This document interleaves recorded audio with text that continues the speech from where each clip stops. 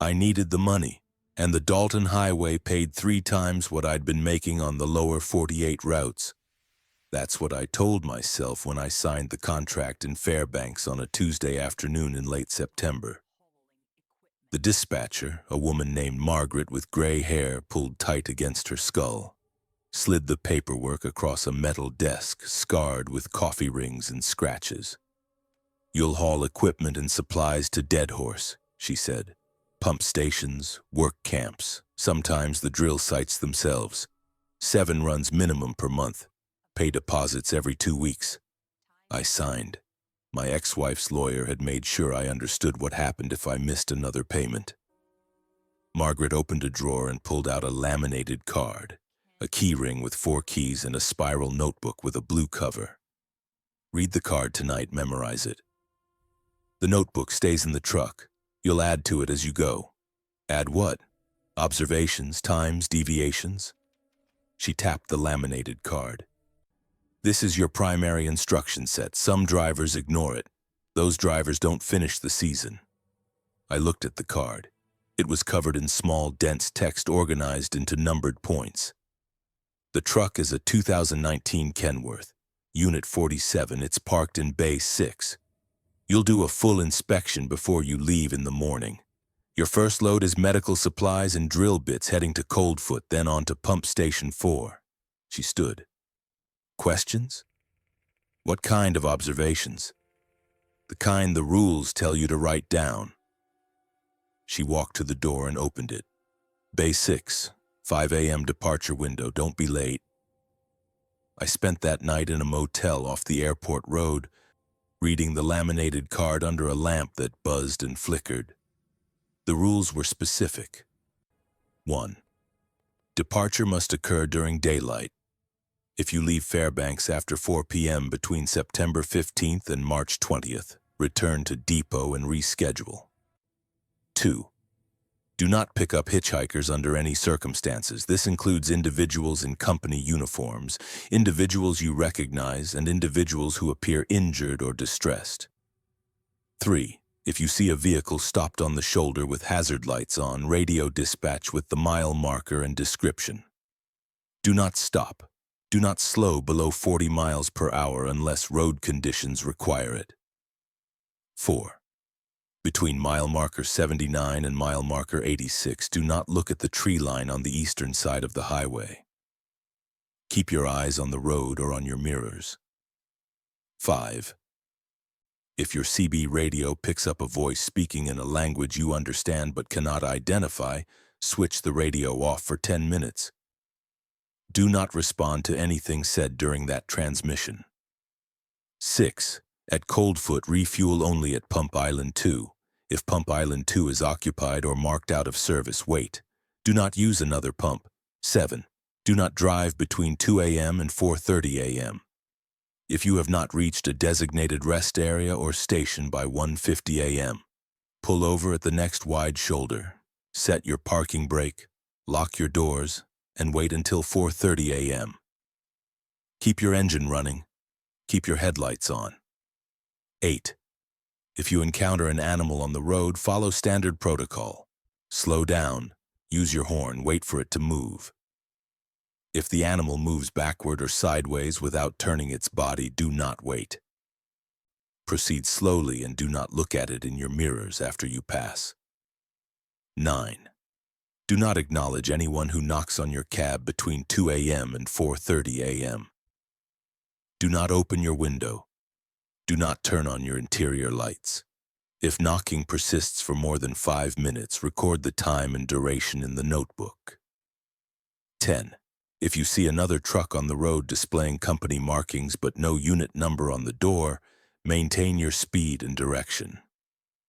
Do not attempt to pass it. Do not let it pass you. It will leave the road on its own. 11. At Pump Station 4, deliver your load only to personnel wearing orange vests with retro-reflective stripes. If someone in a different vest attempts to sign for the delivery, radio dispatch and wait for instruction. 12. If your headlights illuminate a structure that is not marked on your map or GPS, do not stop to investigate.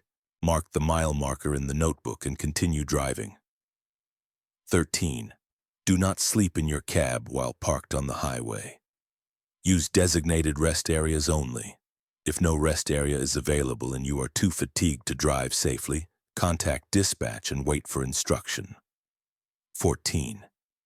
If you see a child on or near the highway, contact dispatch immediately and follow their instructions exactly. Do not exit your vehicle. I read the list 4 times. Some of it made sense. Don't pick up hitchhikers. Don't stop for strange vehicles. Standard safety. Other rules felt like superstition dressed up as policy. I thought about asking Margaret for clarification, but the way she'd handed me the card suggested questions weren't welcome. I set my phone alarm for 4 a.m. and tried to sleep. The lamp kept buzzing. Bay 6 smelled like diesel and cold rubber. Unit 47 was cleaner than I expected. A dark blue Kenworth with a 53-foot dry van. Company logo on the doors. No dents I could see in the pre-dawn light. The logbook was current. Tires looked good. I checked the lights, the brake lines, the fifth wheel. Everything was tight. The spiral notebook sat in the cup holder between the seats. The first page had a single line of handwriting. Start every shift with an inventory. End every shift with a count. I checked the manifest. 82 boxes of medical supplies, 16 crates of drill bits, 6 drums of hydraulic fluid. Load was secure. I noted the time 4:41 a.m. and pulled out of the depot as the sky turned gray at the edges. Fairbanks disappeared behind me. The road stretched north, 2 lanes of asphalt cutting through boreal forest. Spruce trees pressed close to the shoulder, dark and uniform. I passed a gravel truck heading south, then nothing for 20 minutes. The CB radio hissed static. Mile marker 36. A truck stop with a single pump and a shuttered diner. I didn't need fuel yet. Mile marker 52. A sign for the Yukon River. The bridge was long and narrow, the water below the color of slate. I kept my speed steady at 58 miles per hour. Mile marker 79. I remembered Rule 4. I focused on the white line in my side mirror. The trees on the western side of the road were the same as they'd been for the last hour. Dense, silent, ordinary. I didn't look east. It wasn't hard. I drove for 7 minutes counting the markers. At mile marker 86, I let myself glance right. The trees looked the same as any other stretch of forest. I made a note in the book. 79 to 86, no incident. Eyes forward. Coldfoot appeared just before noon. It wasn't a town, just a cluster of buildings, a fueling station, a small store, a handful of trailers. I pulled up to Pump Island 2 and killed the engine. The air was cold enough to sting. A raven watched me from the roof of the store, head cocked. I refueled. 63 gallons. I went inside and bought coffee and a sandwich wrapped in plastic. The woman behind the counter didn't make eye contact. A laminated card identical to mine was taped to the wall behind her. I asked if the sandwich was fresh. Made this morning, she said. I paid and left. The raven was gone. Pump Station 4 was another 2 hours north. The road climbed into hills covered in low brush and lichen-coated rock. The sun hung low, pale and distant. I saw 2 caribou on the western side of the highway. They moved normally, heads down, grazing. At mile marker 133, my CB crackled. Unit 47, this is dispatch, radio check, confirm you're 20. I picked up the handset. Dispatch, this is 47, mile marker 133, northbound, all clear. Copy that, 47, weather looks stable. Pump Station 4 is expecting you by 1500 hours. Copy, ETA 1445. The line went quiet. I checked the clock on the dash. 2:23 p.m. I'd make it with time to spare. The station sat behind a chain-link fence topped with barbed wire. A guard shack controlled the gate. I stopped and rolled down my window. A man in an orange vest with retro-reflective stripes stepped out. His breath fogged in the air. "Delivery for Station 4, I said. He checked a clipboard. "Unit 47? "Yes, sir." He nodded and waved me through. The gate rolled open. I parked near a loading dock where 2 more workers in orange vests were waiting. The unloading took 35 minutes. They moved efficiently, checking box numbers against a manifest, stacking everything on pallets. No one spoke beyond the necessary confirmations. One of them handed me a signed copy of the delivery receipt. I folded it into the logbook and climbed back into the cab. 2:58 p.m. I'd need to head back soon if I wanted to stay ahead of the overnight window. The return trip was quieter. I passed a single northbound truck near mile marker 112, another near mile marker 90. The light was fading fast, the sky turning deep blue at the edges. I pushed my speed to 62, watching the clock. At mile marker 73, I saw something on the shoulder. A pickup truck, silver hazard lights blinking. The hood was up. A figure stood beside the driver's door, waving one arm slowly. I noted the mile marker in my head and reached for the CB. "Dispatch, this is 47, mile marker 73 southbound. Disabled vehicle, silver pickup, 1 occupant visible, logging and continuing." "Copy 47, we'll send someone to check it out." I kept my speed at 60. In my side mirror, the figure was still waving. Then the mirror showed only empty road. I made Coldfoot at 4:31 p.m., just as the sun touched the horizon. I parked in the lot behind the fueling station and locked the doors. There were 2 other trucks in the lot, both dark and silent. I ate a protein bar and drank water from a bottle I'd filled in Fairbanks. The notebook sat open on my lap. I wrote, "First run complete. 79 to 86 complied. Pump 2 complied. No anomalies except disabled pickup at 73 reported." The sky went black. I reclined the seat halfway and closed my eyes, keeping my phone within reach. The rule about not sleeping in the cab only applied when parked on the highway itself. Coldfoot counted as a designated rest area. I woke at 3:17 a.m. to the sound of footsteps on gravel. The sound was rhythmic, steady. Someone walking a slow circle around the truck. I didn't move. I kept my breathing even and listened. The footsteps came around the passenger side, then the front, then the driver's side. They passed my door and continued to the back of the trailer. Then they started again from the passenger side. I counted. It took 1 minute and 40 seconds to complete 1 full circuit. The footsteps were deliberate, evenly spaced, not hurried, not hesitant. At 3:24 a.m., someone knocked on my door. 3 soft knocks, knuckles on glass. I didn't move, I didn't turn on the light. I stared at the ceiling of the cab and counted my breaths. The knocking came again, same rhythm, same softness. Then a voice, muffled but clear. "Hey, you awake in there?" I didn't answer. "I saw your light on earlier. Just wanted to make sure you're okay." The voice was male, conversational, friendly. It sounded like it belonged to someone I might know, though I couldn't place it.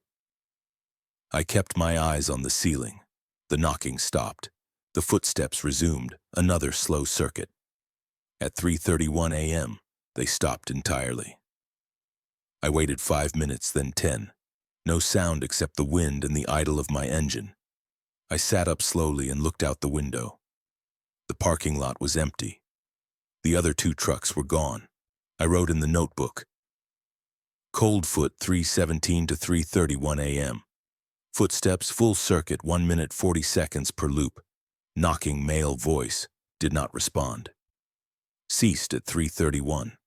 At 4:35 a.m. I started the engine and pulled back onto the highway. The sky was still black. My headlights cut a narrow tunnel through the dark. I drove south, keeping my speed steady, checking my mirrors every 30 seconds. At mile marker 82, I looked at the road and nothing else. I reached Fairbanks at 9:15 a.m. Margaret was in the depot office, drinking coffee from a thermos. I handed her the logbook and the signed delivery receipt. She reviewed both in silence, then opened the spiral notebook and read my entries. Her expression didn't change. "You followed the rules," she said. "Yes, ma'am." "Good. You have 3 days off. Next run is Thursday morning, 5 a.m., same route, different load." I nodded and turned to leave. "One more thing," she said. I stopped. "The footsteps you logged, did they ever cross in front of your headlights?" "No, just around the truck." She made a note on a pad of paper. "Good. That's expected. If they ever do cross your lights, you'll need to leave immediately. Even if it's still between 2 and 4:30, don't wait." "What are they?" "Doesn't matter what they are. Matters what the rules say to do." I left the depot and drove to a diner on the south side of town. I ordered eggs and toast and coffee, and I sat by the window watching traffic pass. Everything looked normal. People going to work, kids walking to school, a mail truck making deliveries. I thought about the footsteps, the voice, the way the pickaxe at mile marker 73 had vanished from my mirror. I thought about Rule 4, about the stretch of trees I wasn't supposed to look at. I finished my coffee and paid the check. I had 3 days. I spent them doing laundry, sleeping, and reading the laminated card until I could recite it from memory. Thursday morning came cold and clear. Base 6, 4:45 a.m. Unit 47 was already loaded. Construction materials for a work camp near Pump Station 2, then a fuel delivery to Dead Horse. The manifest listed 212 items. I did a visual check and confirmed the count matched. Margaret handed me an updated route sheet. Dead Horse is a 12-hour drive in good conditions. You'll overnight at Dead Horse, resupply, then head back Friday. Load the return freight Saturday morning and make Fairbanks by Sunday. Understood? She handed me a second laminated card, smaller than the first. Amendments. Read them now. I held the card under the depot's fluorescent lights. Amendment 1. If you stop at Coldfoot and see a truck in the lot with no visible driver and no company markings, do not park next to it. Maintain a distance of at least 50 yards. Amendment 2. Between mile marker 160 and mile marker 175, do not use your high beams, low beams only. If visibility drops below safe levels, pull over and wait for conditions to improve. Amendment 3. If dispatch radios you with instructions that contradict the primary rules, ask them to repeat the instruction twice. If the instruction contradicts the rules after the second repetition, do not comply. Report the incident in the notebook and continue following the primary rules. Amendment 4. If you arrive at a fuel stop or station and no personnel are visible, wait in your cab for 10 minutes. If no one appears, contact dispatch. Do not exit your vehicle to investigate. Amendment 5. Do not photograph or film anything you see on the highway between mile marker 0 and mile marker 414. This includes animals, structures, other vehicles, and weather phenomena. Amendment 6. If you hear a child's voice on the CB radio, turn the radio off immediately and leave it off for 20 minutes. Do not respond. Any questions? Margaret asked.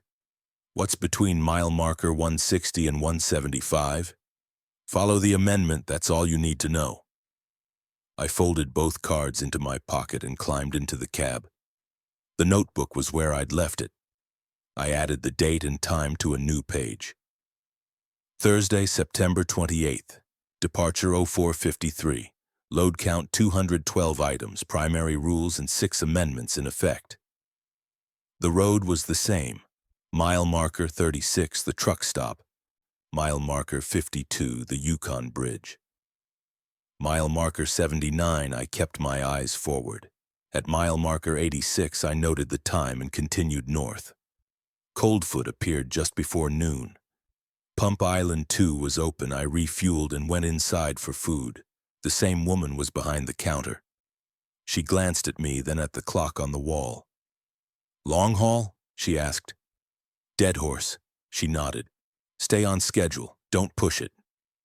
I bought a sandwich and 2 bottles of water.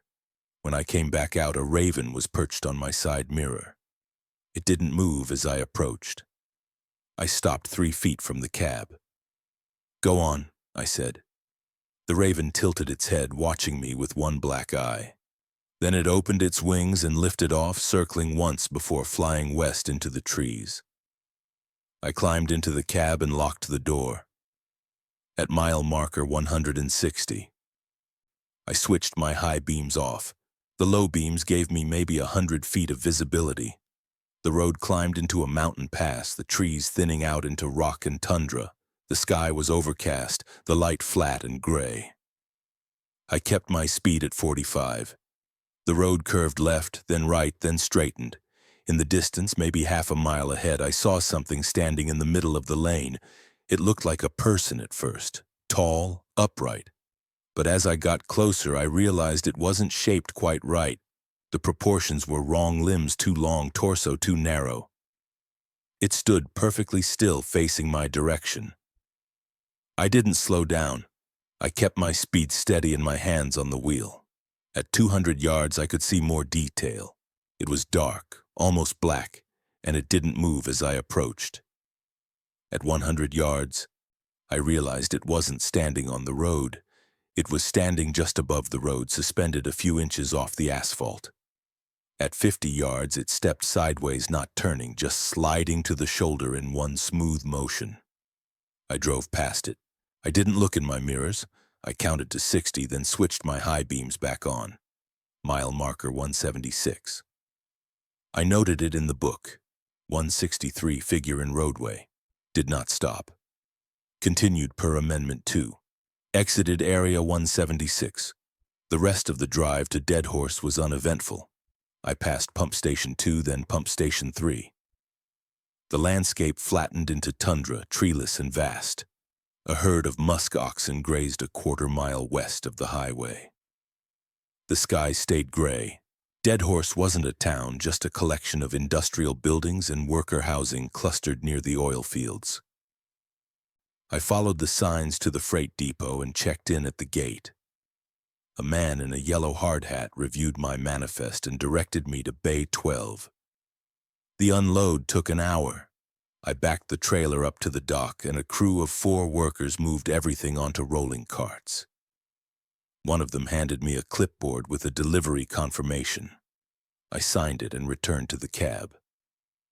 The depot had a small driver's lounge, 2 couches, a coffee maker, a television tuned to a weather channel. I poured a cup of coffee and sat down. 3 other drivers were in the room. One was asleep on the couch. The other 2 were playing cards at a folding table. First time in Dead Horse? One of them asked.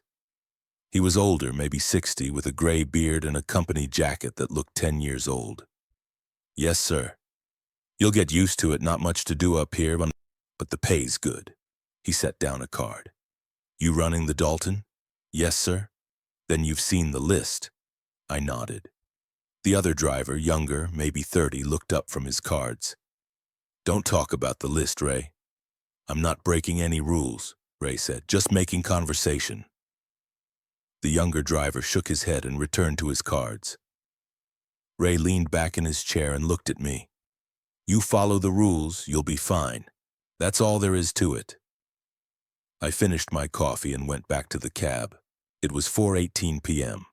I had lodging vouchers for a worker dormitory 2 buildings over, but I wanted to check my load for the return trip first. The freight manifest listed machine parts, drilling samples, and 12 sealed containers marked biological, do not open. Total weight, 8,400 pounds.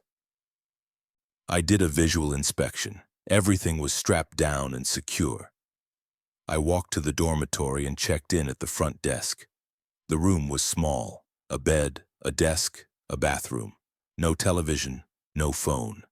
A sign on the wall listed the dormitory rules. Most of them were standard quiet hours. No smoking, no guests. The last one stood out. Do not open your door between 2 a.m. and 4:30 a.m. for any reason. If someone knocks, Do not respond. I set an alarm for 4:30 a.m. and lay down on the bed. The room was silent except for the hum of a heating unit under the window. I closed my eyes and tried to sleep. At 2:14 a.m., someone knocked on my door. 3 knocks, soft and evenly spaced. I kept my eyes closed and didn't move. The knocking came again, same rhythm, then a voice muffled through the door. "Hey, you awake? I think there's a problem with the heater in the hall." The voice was male, polite, matter-of-fact. It sounded like the voice of a maintenance worker, someone who belonged there. I stayed silent. "Can you check your thermostat? Just want to make sure it's not a building-wide issue." I focused on my breathing. The knocking stopped. Footsteps moved down the hallway, fading into silence.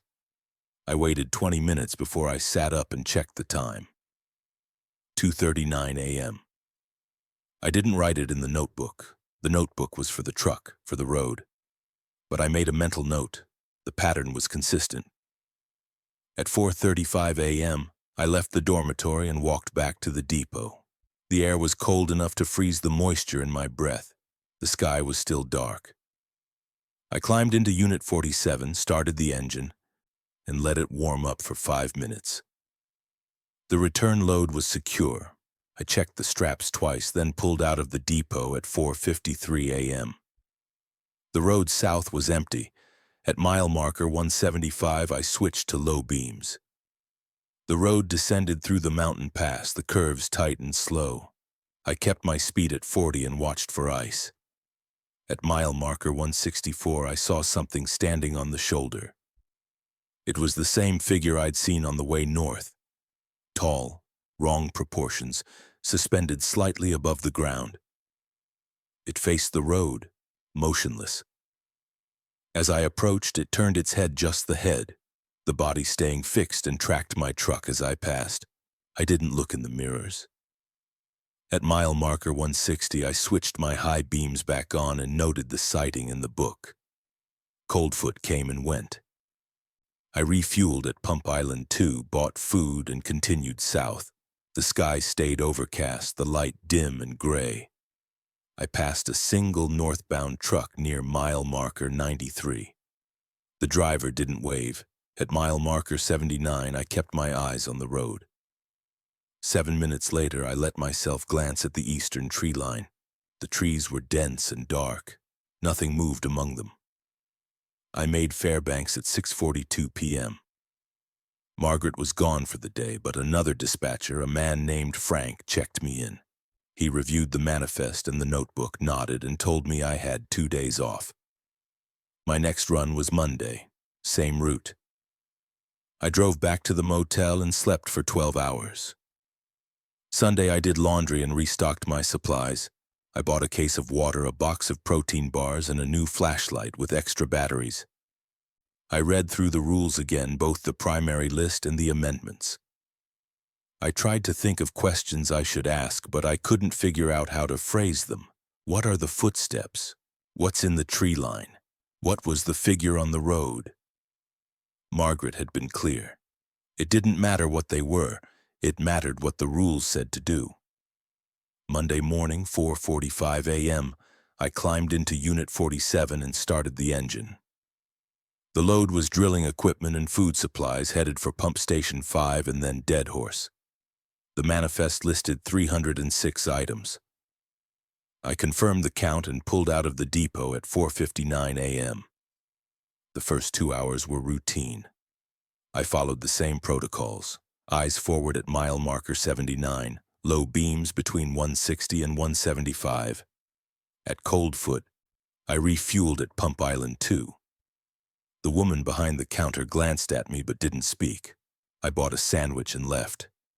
At mile marker 208, my CB radio crackled. "Unit 47, this is dispatch." I picked up the handset. "Go ahead, dispatch. Be advised, weather front moving in from the northwest. Snow expected after 1800 hours. You should be clear if you maintain schedule." "Copy that. Current location mile marker 208 northbound. ETA Dead Horse 1530. Copy. Safe travels." The line went quiet. I checked the sky. It was overcast but not threatening. I kept my speed at 60. At mile marker 243, I saw a truck stopped on the shoulder. It was facing south, hazard lights off, no visible damage. A dark blue Kenworth, almost identical to mine. I slowed to get a look at the door as I passed. No unit number, no company logo, just blank blue paint. I followed Rule 10. I maintained my speed and direction. In my side mirror, the truck stayed on the shoulder for 3 seconds, then pulled onto the highway behind me. It matched my speed exactly, staying 200 yards back. I didn't try to pass it. I didn't let it pass me. I kept my speed at 60 and watched my mirrors. The truck stayed in position, perfectly matched. At mile marker 257, it drifted to the shoulder and stopped. I kept driving. When I checked my mirror again, it was gone. I noted it in the book. 243 unmarked truck. Followed Rule 10. Truck departed roadway 257. Pump station 5 appeared at 1:12 p.m. I delivered the drilling equipment without incident and continued north to Deadhorse. The sky was darkening, the clouds low and heavy. I made the depot at 3:41 p.m., just ahead of the snow. The unload took 90 minutes. By the time I finished, the snow was falling steadily, thick flakes that stuck to the windshield and the ground. I parked in the depot lot and checked the weather report on a computer in the driver's lounge. The front was expected to last through the night with 4 to 6 inches of accumulation. Roads would be passable by morning. I went to the dormitory and checked in. Same room, same sign on the wall. I ate a protein bar and drank a bottle of water, then lay down on the bed and set my alarm for 4:30 a.m. At 1:53 a.m., someone knocked on my door. 3 soft knocks. I kept my eyes closed. "Hey, it's Ray from the lounge. You got a minute?" I recognized the voice. It was the older driver I'd met 2 days earlier, the one with the gray beard. But rule was rule. I didn't respond. "I think I left my thermos in the lounge. Just wanted to see if you'd seen it." The voice sounded right, the cadence, the tone.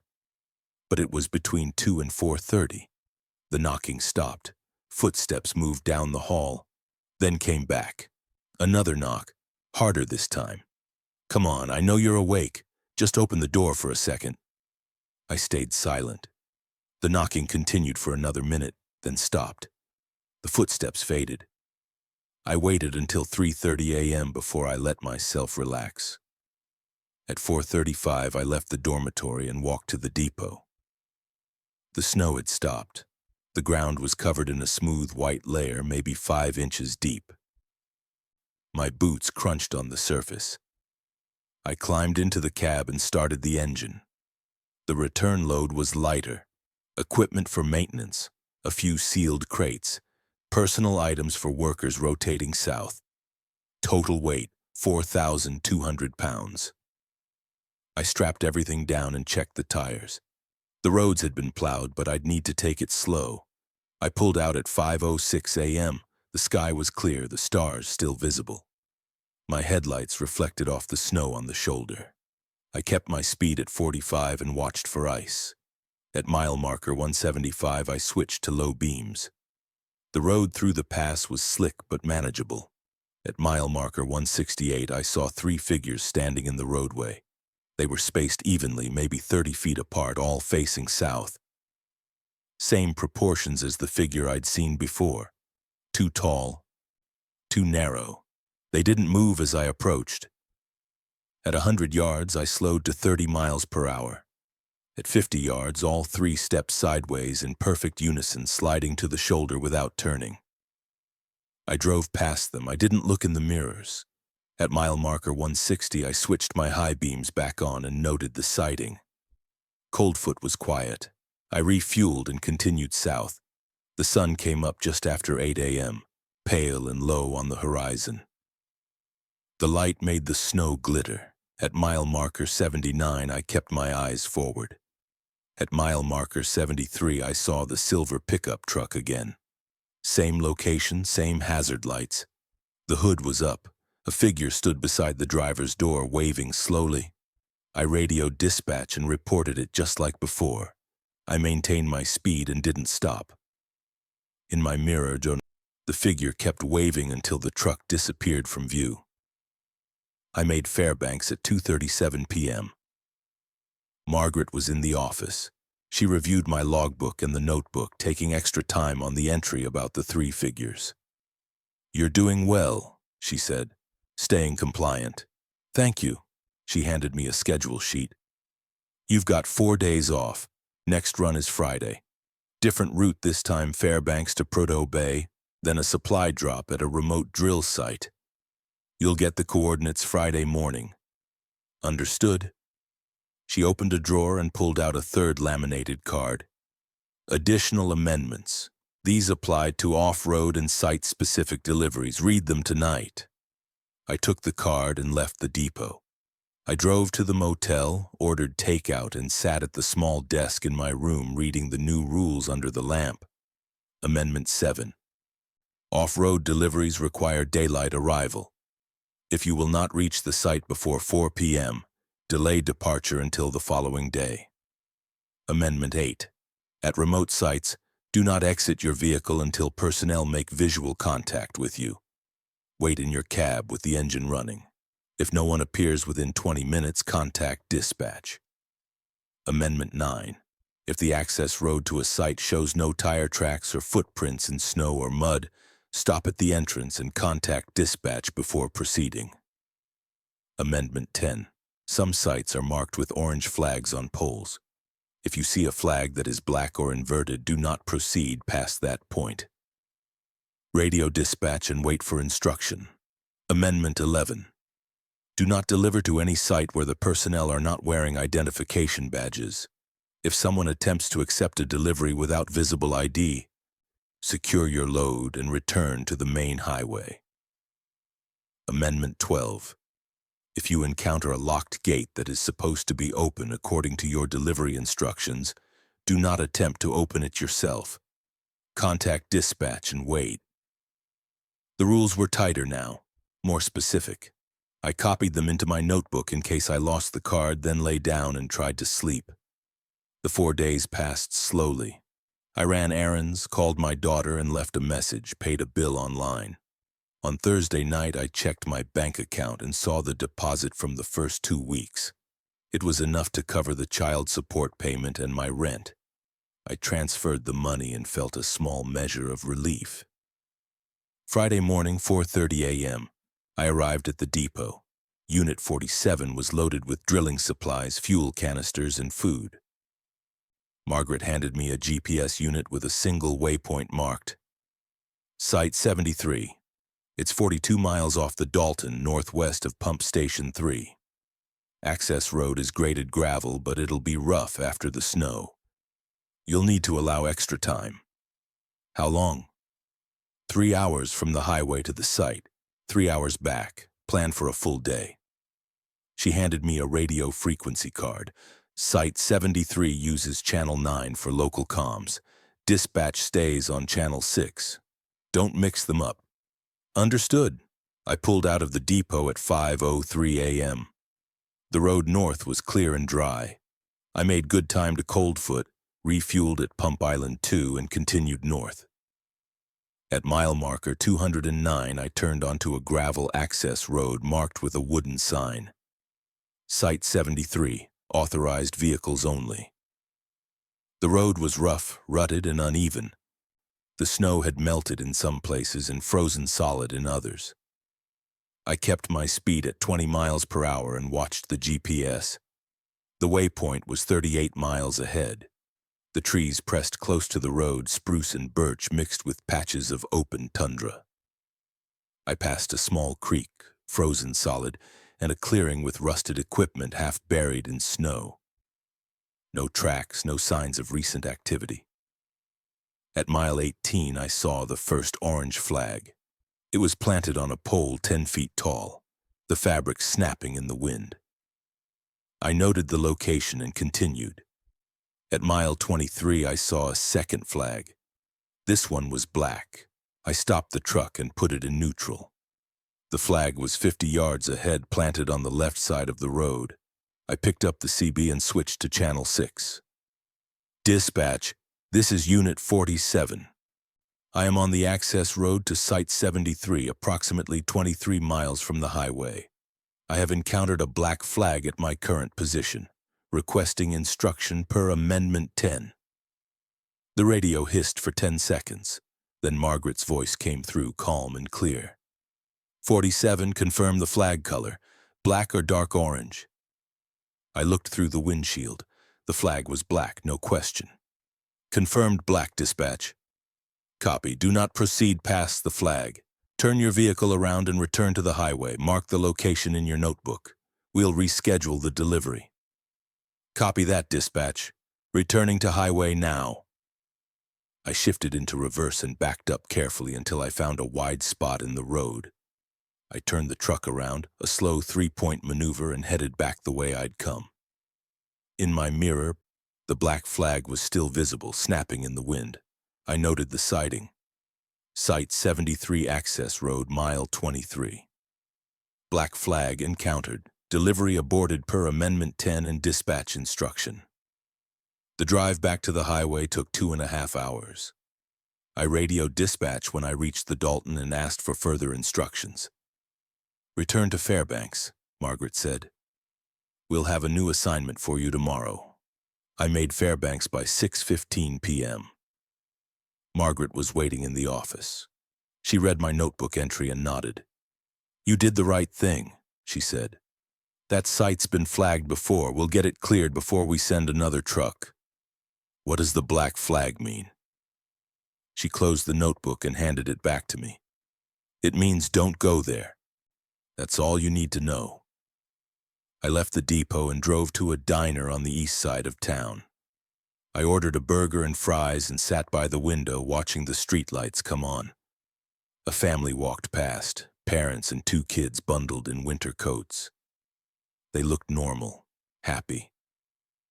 I thought about the black flag, the figures on the road, the voice at my door in Dead Horse. I thought about the rules, the amendments, the careful structure of times and distances and procedures. It worked. That was the only thing that mattered. Follow the rules and you'd be fine. I finished my meal and went back to the motel. Saturday, Margaret gave me a new assignment. Supply run to Pump Station 2, then a pickup at a work camp near mile marker 186. Standard route, no off-road. I took the laminated cards, checked the load, and pulled out at 5:07 a.m. The drive was smooth. I delivered the supplies, picked up the return freight, used equipment and personal belongings from workers rotating out, and made it back to Fairbanks by 7:30 p.m. No anomalies, no incidents. I noted it in the book. Routine run. All rules followed, no deviations. Sunday was a rest day. I slept late, did laundry, and called my daughter again. This time she answered. Hey, Dad. Hey, kiddo, how's school? Fine, boring. You doing okay? Yeah, Mom says you're in Alaska now. That's right, driving trucks up here, the pay's good. Is it cold? Very cold, but the truck has a good heater. She was quiet for a moment. When are you coming back? I don't know yet. I've got a contract through the winter, but I'll visit when I can. Okay. We talked for a few more minutes, and then she said she had homework. I told her I loved her, and she said it back before hanging up. I sat on the edge of the bed and looked at the laminated cards on the desk. 3 of them now, covered in small, dense text. Rules, amendments, procedures. A system that worked if you followed it exactly. I thought about quitting, finding a job closer to home, but the money was real and the debt was real and my daughter needed me to keep showing up. So I read the cards again, memorizing every line, and tried to sleep. Monday morning, Margaret handed me a new route sheet and a 4th laminated card. Emergency protocols, she said. These only apply during specific conditions: blizzards, whiteouts, extended mechanical failure. Read them carefully. You probably won't need them, but if you do, they're not optional. I took the card and read it in the cab before starting the engine. Emergency Protocol 1. If you are caught in a whiteout or blizzard that reduces visibility below 50 feet, pull over at the next safe location. Set your parking brake and keep your engine and headlights on. Do not exit the vehicle for any reason. If you hear voices or see movement outside, do not respond. Emergency Protocol 2. If your truck experiences a mechanical failure that prevents you from driving, contact dispatch immediately and provide your exact location. Do not attempt repairs yourself. Wait in the cab with the doors locked and the engine off. If the engine cannot be turned off, leave it running. Emergency Protocol 3. If you lose all communication with dispatch for more than 30 minutes, continue to your destination if conditions are safe. If conditions are not safe, pull over and wait for contact to be restored. Do not leave the highway to seek help. Emergency Protocol 4. If you encounter another vehicle stopped on the road between 2 a.m. and 4:30 a.m., do not stop. If the vehicle blocks the road entirely, proceed off-road around it at low speed. Do not make contact with any occupants. Emergency Protocol 5. If your CB radio picks up a distress call in your voice, turn the radio off immediately and leave it off for 1 hour. Do not respond. Contact dispatch by cell phone if available. I folded the card and started the engine. The load was fuel and equipment for Pump Station 4, then Dead Horse. The manifest listed 183 items. I confirmed the count and pulled out at 5:13 a.m. The weather was clear, the roads dry. I made Coldfoot by 11:45 a.m., refueled and continued north. At mile marker 168, I saw 4 figures standing in the roadway. They were spaced evenly, all facing south, same proportions as before. I slowed to 30 miles per hour. At 50 yards, they stepped sideways in unison, clearing the lane. I drove past and didn't look in the mirrors. At mile marker 160, I switched my high beams back on and noted the sighting. At Pump Station 4, the delivery went smoothly. I reached Dead Horse at 4:52 p.m. and checked into the dormitory. The same sign was on the wall. Do not open your door between 2 a.m. and 4:30 a.m. At 2:37 a.m., someone knocked. 3 soft knocks, evenly spaced. I kept my eyes closed. "Hey, it's maintenance.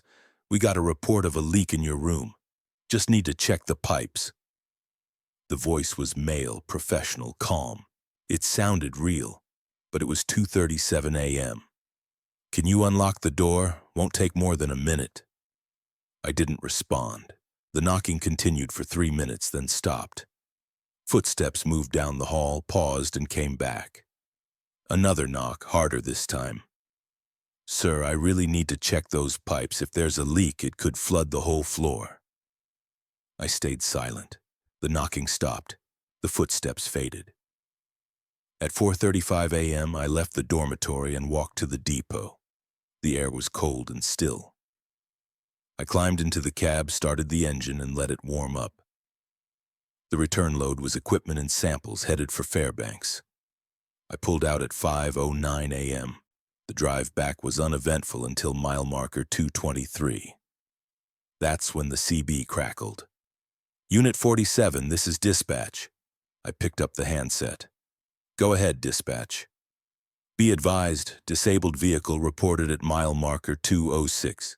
Silver pickup, hazard lights on. Continue past and report status." "Copy that." I drove south, watching the mile markers.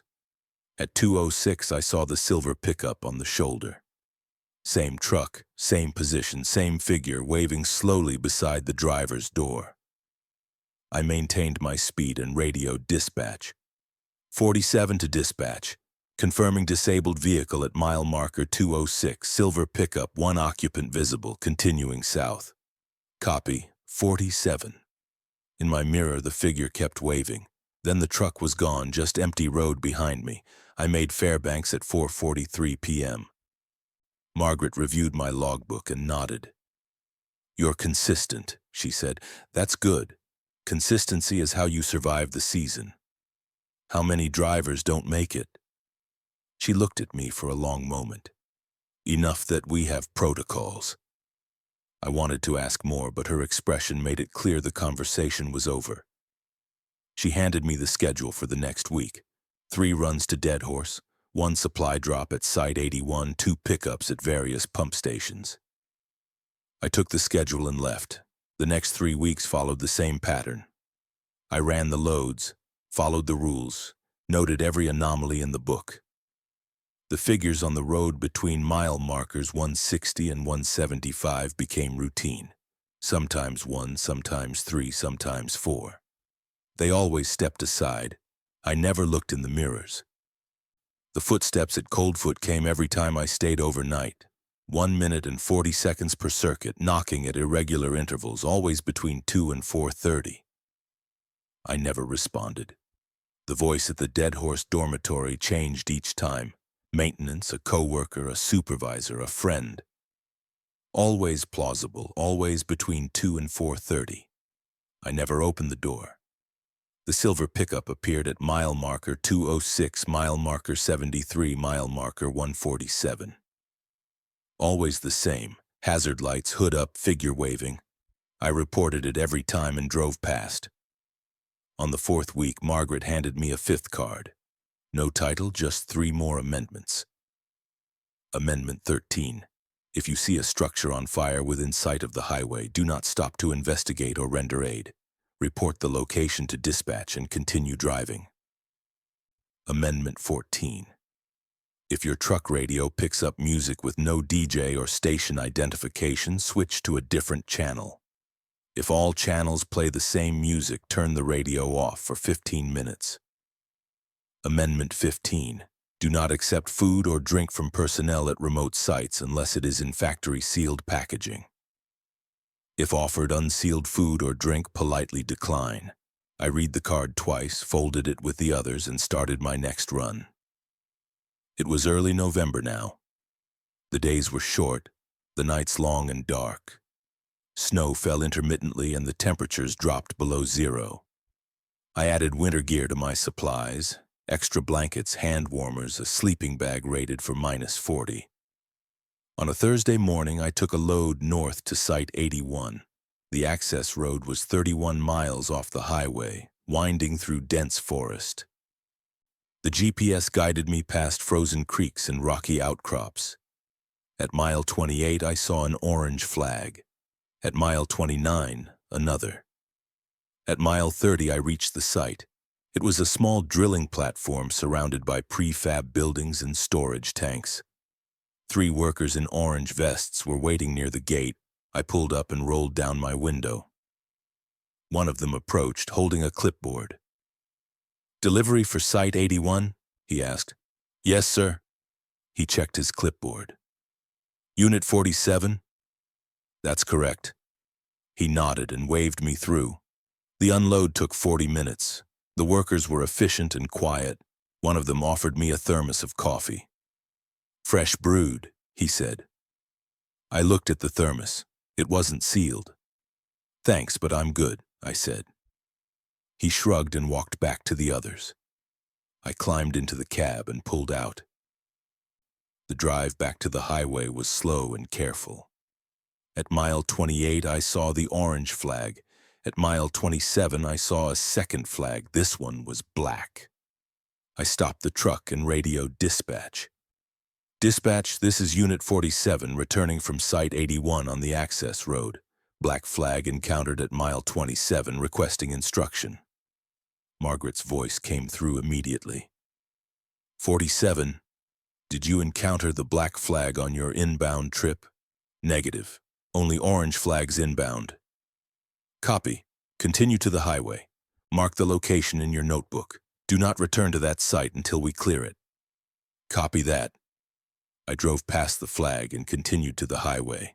In my mirror, the flag stayed visible for a long time, snapping in the wind. That night, I stayed at a motel in Coldfoot. The room was small and cold, but it had a lock on the door and a heater that worked. I set my alarm for 5 a.m. and tried to sleep. At 2:49 a.m., someone knocked. I opened my eyes. The knocking was on my motel room door, not a truck door.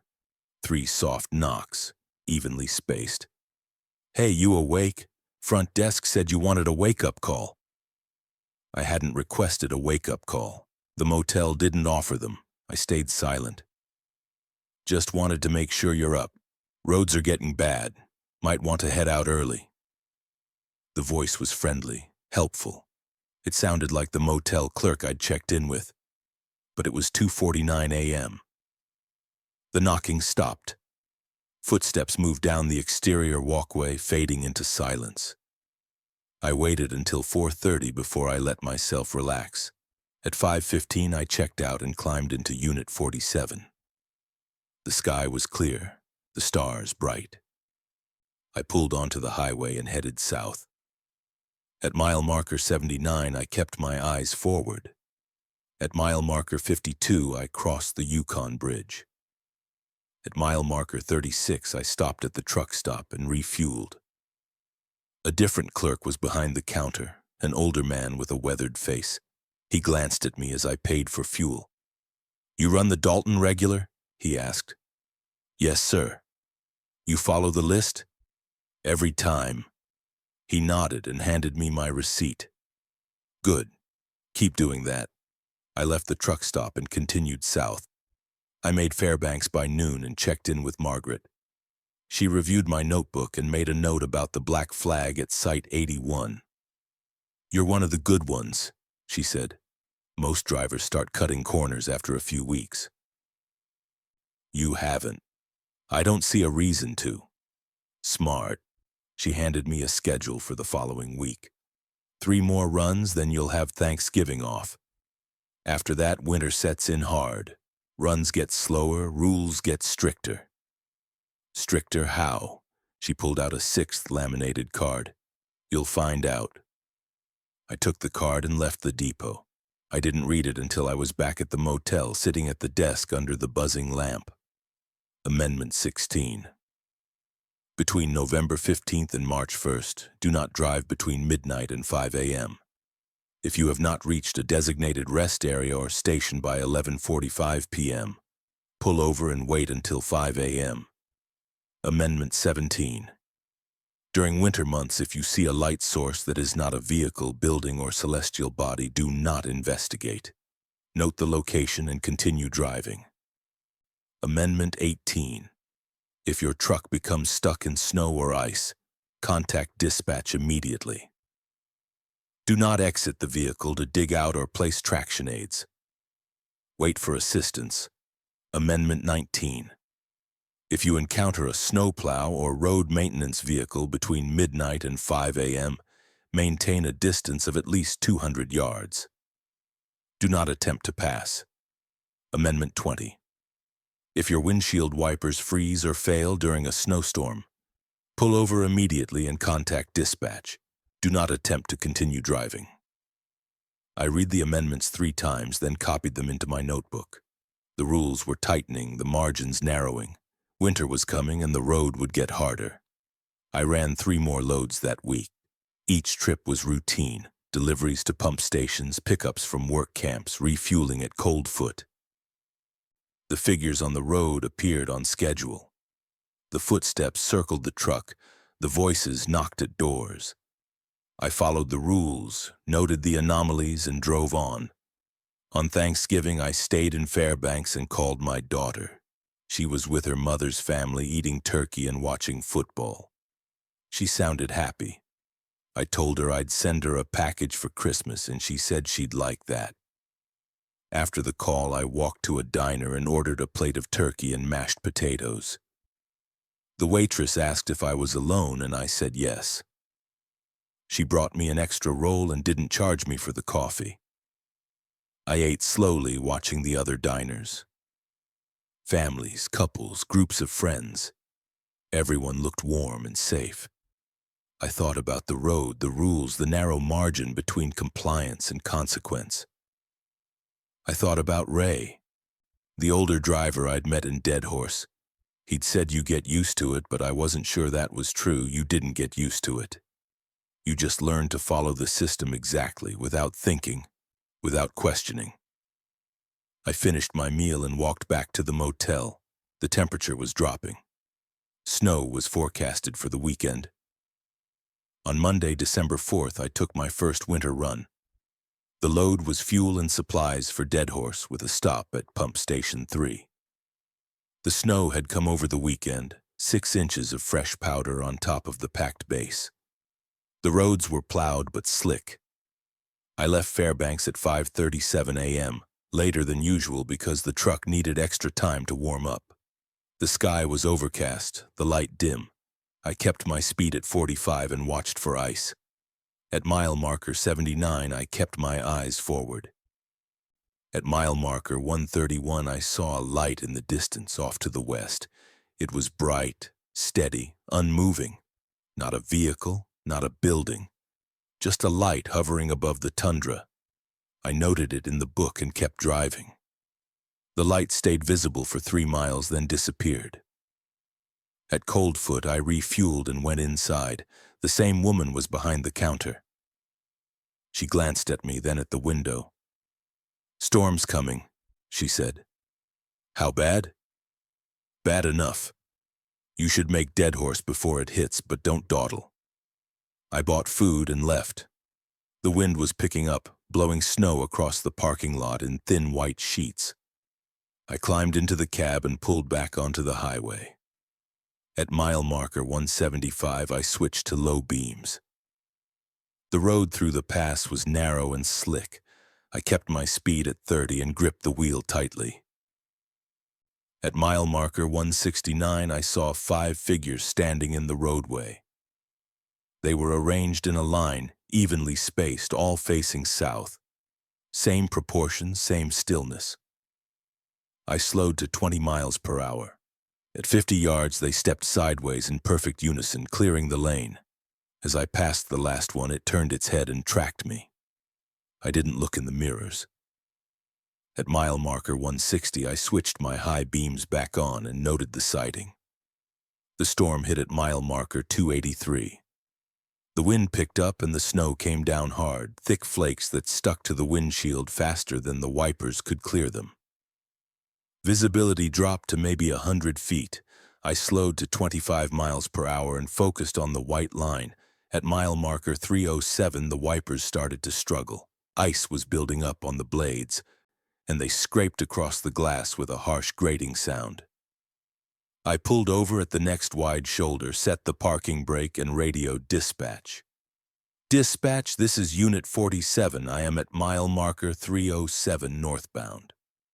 Wipers are icing up. Visibility is approximately 100 feet. Requesting instruction per Amendment 20. Margaret's voice came through, faint and crackling. 47, copy your location. Hold position. We'll send a maintenance crew from Pump Station 5. ETA 90 minutes. Keep your engine and headlights on. Copy that. We'll hold position." I settled into the seat and waited. The wind shook the cab and the snow piled up on the hood. I checked the fuel gauge, 3/4 of a tank. Plenty for 90 minutes, even with the engine idling. At 3:21 p.m., I saw headlights approaching from the south. A truck pulled up behind me, a yellow plow with hazard lights flashing. A man climbed out, bundled in a heavy coat and gloves. He walked up to my window and I rolled it down halfway. "You the one waiting for maintenance?" he asked. "Yes, sir," he nodded. "I'll clear your wipers and check your lines. Give me 5 minutes." He walked to the front of the truck and started working on the wipers, chipping away the ice with a scraper. I watched him in the headlights. He moved efficiently, without wasted motion. When he finished, he gave me a thumbs up and walked back to his truck. I rolled down the window again as he passed. "Thanks for the help." "No problem, roads are bad tonight, take it slow." He climbed into his truck and drove north, disappearing into the snow. I waited 5 minutes to let the wipers warm up, then pulled back onto the highway. The blades worked smoothly now, clearing the snow with each pass. I made Dead Horse at 6:47 p.m. The depot was lit up, orange sodium lights cutting through the storm. I unloaded the supplies and checked into the dormitory. The same sign was on the wall. At 2:17 a.m., someone knocked on my door. 3 soft knocks, evenly spaced. I kept my eyes closed. "Hey, it's the plow driver. Left my gloves in your cab. Mind if I grab them real quick?" The voice was the same as the man who'd helped me earlier. Same tone, same cadence. But it was 2:17 a.m. "Just unlock the door. I'll be in and out." I stayed silent. The knocking continued for 2 minutes, then stopped. Footsteps moved down the hall and faded. At 4:35 a.m., I left the dormitory and walked to the depot. The storm had passed. The sky was clear, the stars bright and cold. I climbed into the cab and started the engine. The return trip was slow but uneventful. I followed the rules, noted the anomalies, and made Fairbanks by 7:32 p.m. Margaret reviewed my logbook and nodded. "Good work on the wiper call," she said. "That's exactly what you're supposed to do." The maintenance guy was fast. "They usually are." She closed the logbook. "You've got 2 days off. Then another dead horse run on Thursday. After that, we'll see how the weather holds." I left the depot and drove to the motel. I was tired, bone-deep tired, but I couldn't sleep. I lay in bed and stared at the ceiling, thinking about the voice at the door, the way it had matched the plow driver exactly. It knew. Whatever it was, it knew what I'd seen, what I'd heard. It was paying attention. I got up and read through the rules again, all 6 cards, all 20 amendments. I tried to find a gap, a place where the system didn't cover something. But every scenario I could think of had a rule. The system was complete. I just had to keep following it. Thursday morning, 5:41 a.m. I pulled out of the depot with a full load. The weather was clear, the roads dry. I made Coldfoot by noon, refueled, and continued north. At mile marker 168, I saw 6 figures in the roadway. They stepped aside in unison, and I drove past without looking in the mirrors. At Dead Horse, I unloaded the supplies and checked into the dormitory. At 2:33 a.m., someone knocked. I didn't respond. At 4:35, I left and started the drive back. The pattern held. The system worked. December rolled into January. The days got shorter, the nights longer. The temperature dropped to 20 below, then 30 below. The rules held firm, and I followed them exactly. On January 14th, Margaret handed me a 7th card. "Final amendments," she said. "These are for extreme conditions. You shouldn't need them, but if you do, they're absolute." I read the card in the cab before starting the engine. Amendment 21. If you lose all electrical power in your truck while on the highway, do not exit the vehicle. Use your cell phone to contact dispatch. If your cell phone does not work, wait in the cab until sunrise. Do not attempt to signal for help. Amendment 22. If you see a person standing perfectly still on the highway at night, more than 200 yards ahead, maintain your speed. If the person is still in the same position when you are 100 yards away, stop your truck immediately. Do not proceed. Contact dispatch and wait for instruction. Amendment 23. If you hear a voice on the CB radio that sounds exactly like your own voice, turn the radio off immediately and leave it off for the remainder of your shift. Do not respond. Report the incident to dispatch at the end of your run. I folded the card and started the engine. The load was routine. Supplies for Pump Station 2, then a pickup at Coldfoot. I pulled out at 5:53 a.m. The drive north was smooth until mile marker 147. That's when I saw a person standing in the middle of the road. The figure was upright, perfectly still, arms at its sides. It was more than 200 yards ahead, visible only as a dark shape against the snow. I maintained my speed and watched the distance close. At 150 yards, the figure hadn't moved. At 120 yards, it was still perfectly still. At 100 yards, I stopped the truck. I set the parking brake and picked up the CB. "Dispatch, this is Unit 47. I am at mile marker 147 northbound. I have encountered a stationary figure in the roadway at 100 yards. Requesting instruction per Amendment 22. The radio hissed. Then Margaret's voice came through, sharp and clear. 47 confirmed the figure has not moved. I looked through the windshield. The figure was exactly where it had been. Confirmed. No movement. Do not proceed. Do not exit your vehicle. Wait for the figure to move on its own. If it does not move within 15 minutes, we'll send assistance. Copy that. I put the truck in park and kept the engine running. The figure stood in the middle of the road, perfectly still. I watched the clock on the dash. 1 minute passed, then 2, then 5. At 6 minutes, the figure took a single step backward. At 7 minutes, it took another step backward. At 8 minutes, it stepped off the road entirely, disappearing into the trees on the western side. I waited another 2 minutes, then radioed dispatch. 47 to dispatch.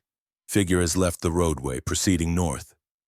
Copy 47, mark it in your notebook and continue. I noted the incident and pulled back onto the highway. In my mirror, the trees were dark and still. I made Pump Station 2 by 1:37 p.m., delivered the supplies, and continued to Coldfoot. I refueled and started the drive back to Fairbanks. The sun set at 3:42 p.m., and the sky went black. At mile marker 79, I kept my eyes forward. At mile marker 52, I crossed the Yukon Bridge. At mile marker 36, I stopped at the truck stop and refueled. The older clerk was behind the counter again. He glanced at me and nodded. Still following the list? Every time. Good. He handed me my receipt. You're past the halfway point of the season. Keep it up. I left the truck stop and drove south. I made Fairbanks by 8:23 p.m., checked in with Margaret, and went back to the motel. That night I couldn't sleep. I lay in bed and thought about the figure on the road, the way it had stepped backward, the way it had disappeared into the trees. I thought about all the other anomalies, the footsteps, the voices, the unmarked trucks, the lights on the tundra. The rules explained what to do, but they never explained why. And I realized that was the point. The system didn't need me to understand. It just needed me to comply. I got up and walked to the window. The street outside was empty, the snow piled high on the sidewalks. A street light flickered and went dark, then came back on. I closed the curtain and went back to bed. The rest of January passed in a blur of runs. I hauled fuel, equipment, supplies, mail. I followed the rules exactly, noted every anomaly, and checked in with dispatch at every milestone. The figures on the road became routine. The footsteps at Coldfoot became background noise. The voices at the doors became predictable. On February 2nd, Margaret called me into the office. She had a new assignment, a supply drop at a remote site 48 miles off the highway, then a pickup at another site 30 miles beyond that. 2 days on the road, 1 overnight at a work camp. "This is the farthest site we service," she said. "You'll need to carry extra fuel, extra food, and extra cold weather gear. The camp has a bunkhouse, but it's basic. No phone, no internet. Radio only." She handed me a detailed map and a list of waypoints. "You'll follow these coordinates exactly. Do not deviate. If you encounter a locked gate, a black flag, or any other obstruction, contact dispatch immediately." "Understood." "One more thing." She pulled out an 8th laminated card. "Site-specific rules. These only apply to this run. Read them carefully." I took the card and read it in the cab. Site-specific Rule 1. Do not arrive at the camp after dark. If you cannot reach the camp by 4 p.m., stop at the last waypoint and wait until morning. Site-specific Rule 2. At the camp, park your truck in the designated zone marked with orange cones. Do not park anywhere else. Site-specific Rule 3. Do not enter any building except the bunkhouse. Other structures are off limits. Site-specific Rule 4. If you hear machinery running at night, do not investigate. Stay in the bunkhouse with the door locked. Site-specific Rule 5. Do not leave the bunkhouse between 11 p.m. and 6 a.m. for any reason. I folded the card and started the engine. The load was heavy: fuel drums, drilling equipment, food supplies, and repair parts. Total weight, 11,300 pounds. I pulled out at 6:09 a.m. The highway was clear, the weather cold but stable. I made Coldfoot by 1:15 p.m., refueled, and turned onto the access road at mile marker 227. The road was narrow and rough, winding through dense forest and over frozen creeks. At mile 18, I saw an orange flag. At mile 23, another. At mile 31, I reached the first site, a small drilling platform with 2 workers in orange vests. The unload took 20 minutes. I got a signature and continued north. The second access road branched off at mile 34. It was even rougher, barely more than a trail. I followed the GPS, keeping my speed at 15 miles per hour. At mile 42, I saw the camp. It was a cluster of prefab buildings surrounded by equipment and storage tanks. Orange cones marked a parking zone near the largest building. I backed the truck in and killed the engine. The time was 3:47 p.m. A man in a yellow hard hat walked over. "You the delivery?" "Yes, sir." "Good timing. We'll get you unloaded before dark." The crew moved fast, and the unload was done by 4:23 p.m. The man handed me a signed receipt and pointed to a smaller building at the edge of the camp. "Bunkhouse is over there. You'll have it to yourself tonight. Kitchen stocked if you need food. Bathroom works. Radio's on channel 7 if you need anything." "Understood. Thanks." He nodded and walked back to the main building. I grabbed my duffel bag and walked to the bunkhouse. It was small. 2 bunk beds, a table, a space heater, and a bathroom in the back. A laminated copy of the site-specific rules was taped to the wall. I set my bag on the lower bunk and checked the time, 4:31 p.m. I had food in my bag, but I wanted to stretch my legs first. I walked outside and looked around the camp. The main building had lights on, and I could hear voices inside. The other structures were dark and silent. I walked the perimeter of the parking zone, checking the orange cones. Everything looked secure. The sun was setting, the light fading fast. I went back to the bunkhouse, locked the door, and ate a protein bar. At 7:43 p.m., I heard machinery start up. It was a low, rhythmic sound, like a generator or a pump. It came from somewhere beyond the main building, out of sight. I looked at the rules on the wall. If you hear machinery running at night, do not investigate. I stayed in the bunkhouse and read a book by the light of a battery-powered lantern. The machinery ran for 2 hours, then shut off. The silence that followed was absolute. At 10:57 p.m., I climbed into the bunk and set my phone alarm for 6 a.m. The space heater hummed, and the wind rattled the windows. I closed my eyes and tried to sleep. At 12:43 a.m., someone knocked on the bunkhouse door. 3 soft knocks, evenly spaced. I opened my eyes and stared at the ceiling. "Hey, you awake? Need to borrow your radio for a minute. Ours isn't working." The voice was male, casual, practical. It sounded like one of the workers I'd seen earlier. But it was 12:43 a.m. "Just unlock the door. I'll grab it and bring it right back." I didn't move. The knocking came again, harder this time. "Come on, man. This is important. We've got an equipment issue." I stayed silent. The knocking continued for another minute, then stopped. Footsteps moved away from the door, crunching on frozen gravel. Then silence. I lay in the bunk and counted my breaths. At 2:17 a.m., I heard the machinery start up again.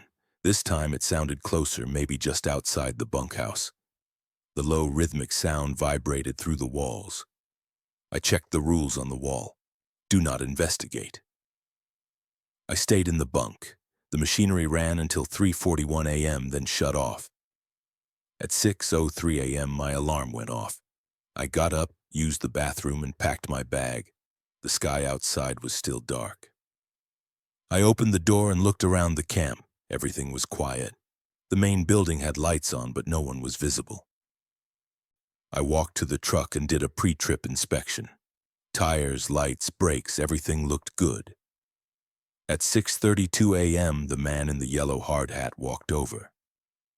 "Morning. You're heading out?" "Yes, sir. Just need to load the return freight." He handed me a manifest. 43 items, used equipment, and samples should be ready in 20 minutes. The crew loaded the truck efficiently, and I was pulling out by 7:08 a.m. The drive back to the highway was slow and careful. At mile 34, I turned onto the main access road. At mile 18, I saw an orange flag. At mile 0, I reached the highway and turned south. I radioed dispatch. 47 to dispatch, returning from remote site. All deliveries complete, no incidents. Margaret's voice came through. "Copy 47, good work. See you this afternoon." I made Fairbanks by 4:53 p.m., checked in with Margaret, and handed her the signed receipts and the notebook. She read my entry about the knocking and the machinery, then looked up at me. "You followed the rules exactly?" "Yes, ma'am." "Good. That site's been flagged before. You did the right thing." I wanted to ask what would have happened if I'd opened the door or investigated the machinery, but I knew she wouldn't tell me. The rules were the answer. The rules were always the answer. I left the depot and drove to the motel. I took a long shower, ate 2 protein bars, and fell asleep with my clothes on. The rest of February passed in a blur. I ran supplies to pump stations, work camps, drill sites. I followed the rules, noted the anomalies, and checked in with dispatch at every milestone. The figures on the road appeared on schedule. The footsteps circled the truck. The voices knocked at doors. I stopped responding, stopped wondering, stopped trying to understand. The system worked. That was enough. On March 7th, Margaret called me into the office. She had an envelope on the desk. "You've completed your winter contract," she said. 147 runs, 0 violations, 0 incidents. That's rare. "Thank you." She slid the envelope across the desk. "Bonus. Performance-based. You earned it." I opened the envelope. Inside was a check for $8,000. "We'd like you to stay on through the spring and summer," Margaret said. "Same pay structure, same routes. Rules will ease up a bit after March 20th, but most of them still apply." "I'll think about it," she nodded. "Take a week off.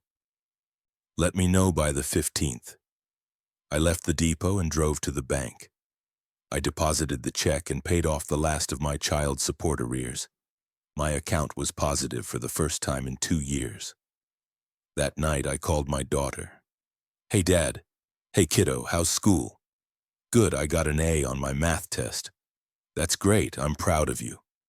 "Thanks. Mom says you're doing better." "I am, I paid everything off." "Does that mean you're coming home?" I looked out the window at the snow-covered street, the flickering streetlight, the empty road. I thought about the rules, the system, the narrow margin between compliance and consequence. "I don't know yet," I said.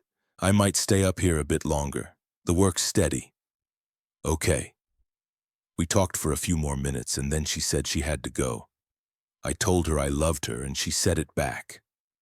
I hung up and sat on the edge of the bed. The laminated cards were on the desk, 8 of them now, covered in small, dense text. 23 amendments, 5 emergency protocols, 7 site-specific rules, a complete system. I thought about staying, about running the road through spring and summer, about earning more money and maybe saving enough to start over somewhere new. But I also thought about the figures on the road, the voices at the doors, the footsteps that circled the truck every night. I thought about the way the system kept you safe by keeping you obedient, the way it worked as long as you didn't ask questions. I picked up one of the cards and read it again. The rules were clear, precise, testable. They had been written by people who had learned the hard way what happened when you didn't follow them. And now I was one of those people. On March 14th, I walked into the depot and told Margaret I'd stay through the end of the year. "Good," she said. She handed me a new schedule and a 9th laminated card. "Spring rules. Read them tonight." I took the card and left. I didn't read it right away. I knew what it would say. More rules, more amendments, more procedures. The system expanding to cover new scenarios, new threats, new margins. That night I sat at the desk in my motel room and read the card. Amendment 24. Between March 20th and September 15th you may drive at any hour. However, Rules 7, 9, and 10 still apply during their specified time windows. Amendment 25. During spring thaw, watch for sinkholes and washouts. If the road ahead shows signs of collapse, stop immediately and contact dispatch. Amendment 26. If you see a bear on or near the highway, follow standard wildlife protocol. If the bear stands on its hind legs and remains motionless for more than 10 seconds, do not wait for it to move. Proceed slowly and do not look at it in your mirrors. Amendment 27. During summer months, if you see smoke from a wildfire, note the direction and distance. If the smoke is directly ahead and visibility drops below 100 yards, turn around and return to the last checkpoint. I folded the card and added it to the others. 9 cards now. 47 rules. A complete system. I opened the notebook and turned to a blank page. I wrote the date at the top, March 14th. Then I wrote a single line. The rules work. Follow them exactly. Pass them on. I closed the notebook and set it aside. Tomorrow I'd run another load. Another trip up the Dalton through Cold Foot, past the figures and the footsteps and the voices, another day in the system. But tonight I allowed myself one small act of documentation. I took a fresh sheet of paper and began to write out a clean copy of all the rules, organized by category. Not for myself, I had them memorized, but for whoever came next. I wrote in clear block letters. I numbered each rule sequentially. I included the time windows, the mile markers, the distances and quantities. I made sure every instruction was testable, every procedure concrete. When I finished, it was after midnight. I had filled 6 pages front and back. I folded them carefully and sealed them in an envelope. The next morning, I left the envelope on Margaret's desk with a note. For the next driver, she would know what to do with it. I climbed into Unit 47 and started the engine. The load was fuel and supplies for Pump Station 4. Standard route, standard procedures. I pulled out of the depot at 5:41 a.m. The road stretched north, 2 lanes of asphalt cutting through forest and tundra. The sky was gray, the air cold. I passed the truck stop at mile marker 36, the Yukon Bridge at 52. At mile marker 79, I kept my eyes forward. The system held. The rules worked. At Coldfoot, I refueled at Pump Island 2. The woman behind the counter glanced at me and nodded. No words, just acknowledgement. I bought food and left. At mile marker 168, I saw 4 figures standing in the roadway. They stepped aside in unison, and I drove past. At mile marker 160, I switched my high beams back on. I delivered the load to Pump Station 4, got a signature, and started the drive back. The sun set early and the sky went black. At mile marker 79, I kept my eyes forward. I made Fairbanks by 8:37 p.m. Margaret was in the office reading the pages I'd left for her. She looked up as I walked in. "This is good," she said, "and clear, complete. We'll add it to the training materials." I thought it might help. It will. She closed the notebook and handed me a schedule for the next week. 3 more runs, then you'll have a few days off. I took the schedule and left. I drove to the motel, showered, and lay down on the bed. The laminated cards were on the desk, organized in a neat stack. 9 cards, 47 rules, a complete system. I closed my eyes and tried to sleep. In my mind, I counted the mile markers, the time windows, the procedures. I recited the rules in order, testing myself for gaps. There were none.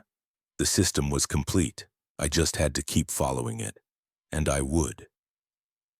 Day after day, run after run, mile after mile, I would follow the rules exactly, note the anomalies, and pass the system on to whoever came next. Because that was the job. Not to understand, not to question, not to fight, just to comply. And compliance kept you safe. The rules worked. I'd proven that. 147 runs, 0 violations, 0 incidents. I was one of the good ones now. I opened my eyes and looked at the ceiling. The lamp buzzed softly. Outside, the wind rattled the window. Somewhere in the distance, a truck engine started up. I got up and walked to the desk. I picked up the laminated cards and read through them one more time, checking each rule against my memory. Everything matched. I set the cards down and opened the notebook. I turned to the last page I'd written and added one final line. March 14th. System verified. Ready for next run. I closed the notebook and went back to bed. Tomorrow would be another day on the road. Another load, another delivery, another return trip. The system would hold. The rules would work. And I would follow them exactly, without deviation, without question. Because that was the only way to survive the Dalton Highway. That was the only way to make it through the winter. And when the next driver arrived nervous, uncertain, asking questions I couldn't answer, I would hand them the card, show them the notebook, and tell them the only thing that mattered. Follow the rules, every time. No exceptions. The rules work. Just follow the rules.